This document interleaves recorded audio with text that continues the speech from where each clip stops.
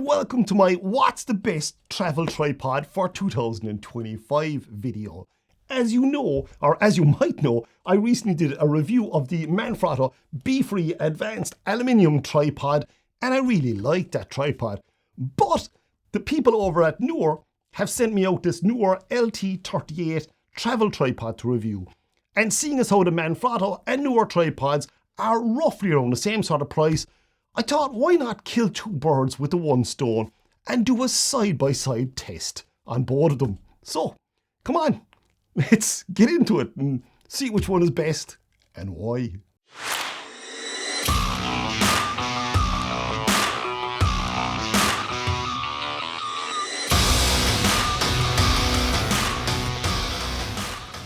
So first things first, both of these tripods were sent out to me to review, so I have no bias towards either of them, and neither company had any input whatsoever into this review. So let's break down the financials first and talk about the price.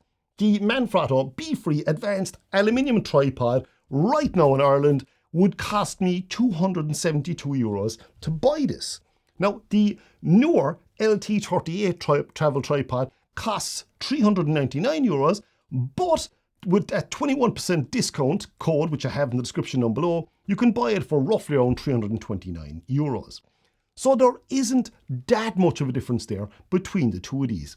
But the Neewer model is carbon fibre, and the Manfrotto Befree Advanced is aluminium.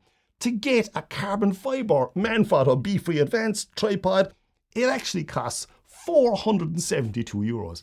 So the Manfrotto is €140 more expensive than the Neewer. So on the price, the gold star could go to either of them, but seeing as how the Manfrotto is cheaper, you think that should deserve the gold star. But for me, as regards value for money, I'm going to give it to the Neewer because you're just getting so much in this tripod for the price. I would think it would deserve the gold star in this section more so than the Manfrotto, but it is incredibly close. So the next thing then, considering it's a travel tripod, is going to be its weight. And the Manfrotto weighs 1.49 kgs and the Neewer weighs 1.42 kgs. Now, the Manfrotto carbon fibre model, which is €140 dearer than the Neewer model, weighs 1.25 kgs, so that is lighter. So again, as you can see, there is very little between the two of these here, but the Neewer model is lighter, so the gold star again goes to the Neewer tripod this time. So next we're going to look at transport size, because after all, with a travel tripod, that has to be one of the most important things in a travel tripod is its size. You can see the two of them side by side here. You'd say, oh, the Neewer obviously wins because it's smaller. But wait, Manfrotto have a trick up their sleeves. What you can do is, you can actually rotate the legs back. And if I pop them all back along here now, did I pop this back enough? Yeah. And then release the center column. So this will slide down and pop this here and here. Look at that. That's quite a bit smaller now. This is actually only 40 centimeters when the legs are contorted or sort of folded backwards, which the Neewer one can't do, by the way. So the Neewer one, when it's fully folded in long, is actually 50 centimeters. So you can see the Manfrotto one is a lot smaller here, and the gold star you would think would go to the Manfrotto tripod because it's smaller. And that's genuinely why I thought when I was doing this review, my conclusion from a starting point, transport size, compactness and everything else, Manfrotto is obviously going to win that one out long. But it was only when I was using these for a while, I noticed, and yes, I'm a bit thick possibly, and I should have noticed it straight away, but if I hold both of them up here, you can see the Neewer tripod is actually a lot thinner when it's folded in than the Manfrotto one. This is bulky. So I actually went to the trouble of working out the calculations on volume size and the size it would take up in your suitcase or a camera bag or something along those lines. And the Manfrotto tripod is 6% larger than the Neewer tripod. And that really surprised me. There's 6% more volume in the Manfrotto than there is in the Neewer tripod. Now again, transport size, you might say, oh, fitting this into a flight bag you're taking on board an airplane, this is just too big. This is smaller, so the Manfrotto is definitely the one for you. And I would say yes, if it's compact size, the Manfrotto is definitely smaller, but there is also a small little trick you can do with the Neewer tripod too as well, and it's really simple, and all you basically do is just take off the ball head, and then it's a lot closer. All of a sudden, there isn't that much of a difference between the two of them. This then, you could just wrap a couple of socks, just literally insert it inside a couple of socks, and that's it, and put another sock or two over it. Throw both of them into your suitcase, and away you go. That's something I do anyway. So again, I'd be inclined to give it to the Neewer tripod, but again, this is really close. So let's look at the maximum height each tripod can reach then. And the maximum height on the Manfrotto with the center column down is 128 centimeters. With the center column up, it's 151 centimeters. The Neewer then, on the other hand, is 135 centimeters with the center column down, and with the center column up, it's 155 centimeters. The Neewer tripod is quite a bit taller, both with the center column down and with the center column up than the Manfrotto. So again, the gold star here goes to the Neewer LT38. Then looking at max payload capacity, as in what's the maximum safe weight you can put in each tripod. The Manfrotto is rated at 8 kgs, whereas the Neewer is rated at 10 kgs. Now, the Manfrotto in the carbon fibre is also rated at 8 kgs. So as regards maximum carrying capacity or weight carrying capacity or payload capacity, the Neewer is the clear winner there again. So again, another gold star for Neewer on this one. So talking about sturdiness or rigidity or flexibility and which one is going to be more stable for you and your camera. And this is where the Neewer LT38 really surprised me here, as it's rock solid for something so small and so compact. And like even in my recent Manfrotto Befree Advanced review, I mentioned the center column on this does wiggle a bit. There's nothing like that in the Neewer tripod. And what I'm going to do here now is I'm going to show you a wobble test. And let me show you what I mean by that. So here I have the Manfrotto tripod, and what I'm going to do is I'm going to show you how I set up a wobble test. And it's generally how I test tripods, to see how flexible the legs are and to see where there any weak spots are in the tripod design. So what I'll do is I'll generally extend out along all the legs, but because my desk isn't long enough and I can't really show you here, I'm just going to extend out the smaller sections and leave the bigger section unextended or recessed inside the tripod. And what I'm going to do is, if you watch the tripod leg itself, I'm going to use one finger and I'm going to push down here on the knuckle. Now, there's always going to be a bit of movement. The tripod leg is always going to move a small bit like that. I'm not concerned about that because of the angle we're going at. What I'm looking for here is any bowing in the leg of the tripod. Is the leg flexing? So what I'm going to do is I'm just going to push down along here now, and I'm pushing down with one finger, and I'm pushing down fairly hard now, I must admit, but you should see a bow in that leg there now at the moment, and if I let go, it comes back up along, and again. So that's actually showing the tripod leg is actually giving a small bit. Now when you amplify that by 3 and you have 3 tripod legs doing that, that is going to create more movement in your camera. So if you're shooting long exposures, that's the last thing you want to see in a tripod. Now we're going to try the Neewer model and see how that does. So I have the Neewer model here now, and I'm basically just going to extend out along the leg and do the same thing again, and I'm going to extend out the 3 sections here, and I can pop this towards the back.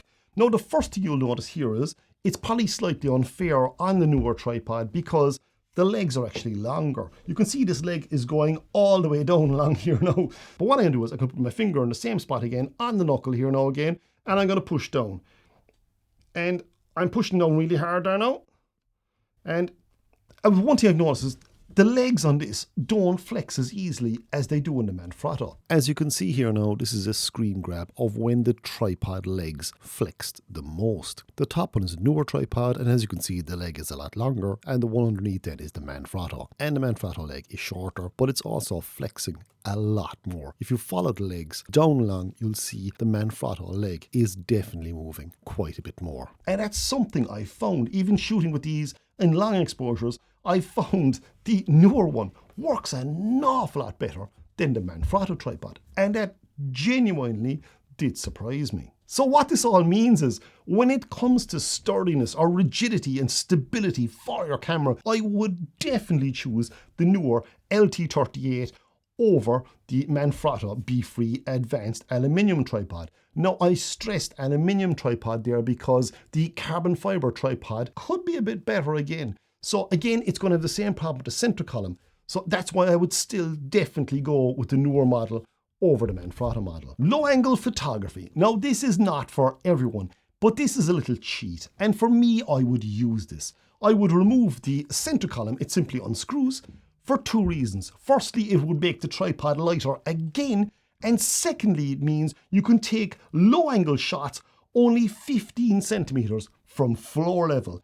And now, of course, you can also invert the tripod too as well. I'm going to show you that there now. So this is the low angle camera shot I was talking about. Now let's look to see how you can invert it. So these are both tripods now inverted. So obviously now if you can actually drop the center column down here now, and you can actually have your camera upside down here, shooting off a shot over along here. Exactly the same thing on the Neewer tripod. One of the reasons why, or there's the two massive reasons why I don't like doing this. The first is, having your camera suspended upside down always freaks me out. That's the first thing. And the second thing is, you can't lock the legs. Get a gust of wind or something come along and the tripod leg slips. That could just go flying and bang your cameras down to the ground. And it's exactly the same on the Neewer tripod. Looking at build quality now, both these tripods are incredibly well built.